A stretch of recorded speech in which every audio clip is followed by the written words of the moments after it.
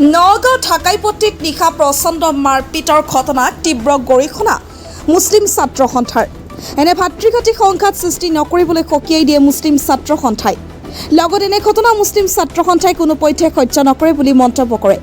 এনে ঘটনা দুখজনক আৰু নিন্দনীয়। উল্লেখ্য যে হেলমেটেৰে তনদীপ কাকতি নামৰ যুৱকক আক্ৰমণ কৰিছিল আনিছুৰ ৰহমান নামৰ এজন যুৱকে। হৰ্ণবোছা কেন্দ্ৰ কৰি সৃষ্টি হৈছিল কাজিয়া সূত্ৰপাত। উল্লেখযোগ্য যে আৰক্ষীয়ে ইতিমধ্যে আটক কৰিছে আনিছুৰক। যোৱাকালি সন্ধিয়াৰ ভাগত নগাঁও মোল্লাপট্টিত তনদীপ কাকতিয়ে জন্মদিনৰ বজাৰ কৰিবলৈ আহিছিলে।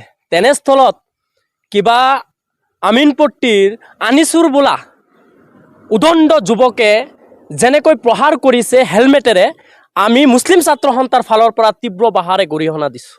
নগাঁও হৈছে ঐতিহ্যমণ্ডিত নগাঁও। আমি বিভিন্ন জাতি জনগোষ্ঠী মিলাপ্ৰীতিৰে থাকোঁ।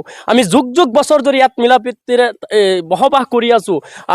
মোৰেই প্ৰায় 10 বছৰ ধৰি নগাঁৱত মই থাকোঁ, কিন্তু এনেকুৱা পৰিৱেশ, এনেকুৱা নিকৃষ্ট, এনেকুৱা ঘৃণনীয় কৰ্ম নগাঁৱত হোৱা নাই। কিন্তু নগাঁৱৰ টাউনত যে এনেকুৱা ঘটনা হ'ব পাৰিছে, এইটো কাৰ পৃষ্ঠপোষকতাত হৈছে, ইয়াৰ এটা তদন্ত কৰিব লাগে।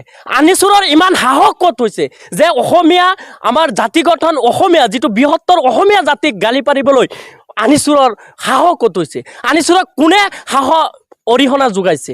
গতিকে ইয়াৰ এটা নিৰপেক্ষ তদন্ত হ'ব লাগে। আমি তনদীপ কাকতিৰ পক্ষত আছোঁ মুছলিম ছাত্ৰ সন্থা। ইয়াৰ উচিত ন্যায় লাগিব। যেতিয়ালৈকে ন্যায় নাপায় তনদীপ কাকতিয়ে, আমি তনদীপ কাকতিৰ হৈ গণতান্ত্ৰিক পদ্ধতিৰে আমি প্ৰতিবাদ কৰিবলৈ প্ৰস্তুত আছোঁ। গতিকে আমাৰ দাবী হৈছে, ইমান অহিষ্ণুতা, ইমান হিংস্ৰুক হৈ ইমান সাহস ক'ত পালে? আৰু নগাঁৱৰ মাজমজিয়াত গুণ্ডাগিৰি নগাঁৱত নচলিব।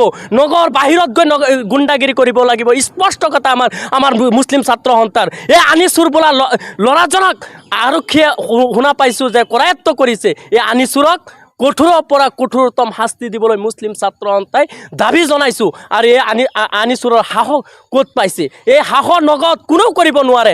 এনেকুৱা ঘটনা যাতে পুনৰাবৃত্তি নগাঁও নহয়, তাৰ বাবে আমি সকীয়াই দিছোঁ।